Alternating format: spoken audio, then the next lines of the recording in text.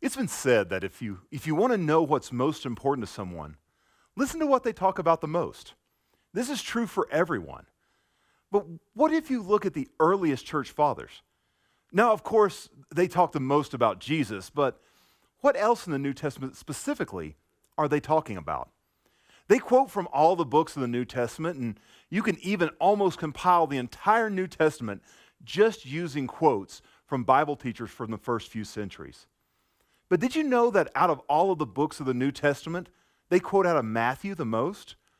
And out of all of Matthew, they quote out of chapters 5 and 6. So, if what they are talking about the most is the most important thing to them, we probably need to pay attention. You see, chapter 5 and 6 of Matthew is called the Sermon on the Mount, and it contains some of the simplest and easiest to apply teachings of Jesus in the entire Bible. In these two chapters, we see Jesus speaking of the Beatitudes, about being salt and being light, about anger, about loving your enemies, about your money and your possessions.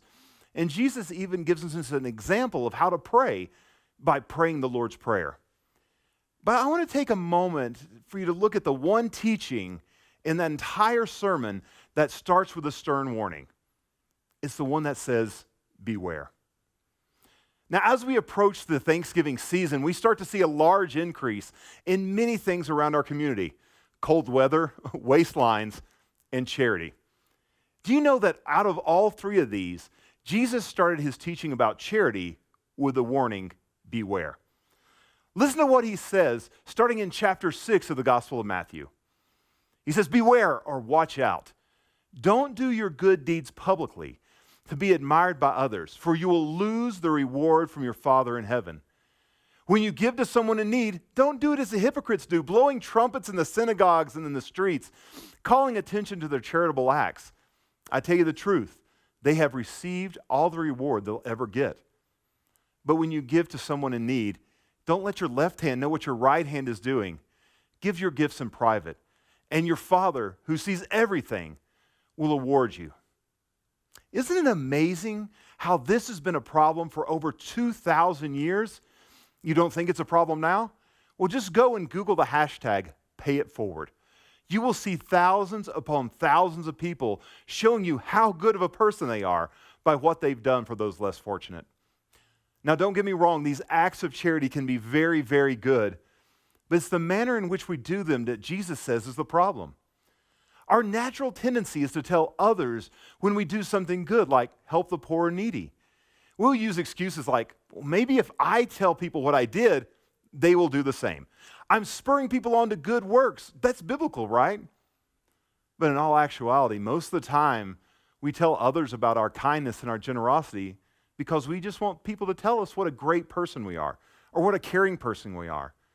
And many times, we just want them to pat us on the back. But Jesus said, beware. Don't be like the rest of the world. Instead, do it in private, or you will lose your reward that God has for you. What is this reward God has for us? I don't know. I can speculate, but I really don't know, and we might never know this side of eternity. But there is one thing I do know. If it's from God, it's always the best, and you're not going to want to miss out on it. So as hard as this is, I think we should give it a try. So let's do this for the entire month of November. Let's pay attention and look for ways we can bless people around us. And let's do it always sharing the gospel as we minister to these opportunities that we see. And let's go as far as even not letting the person whom we're trying to minister to know that we're the people that are doing the blessing. I mean, we are called to put others before us anyways. So let's live like Christ called us to.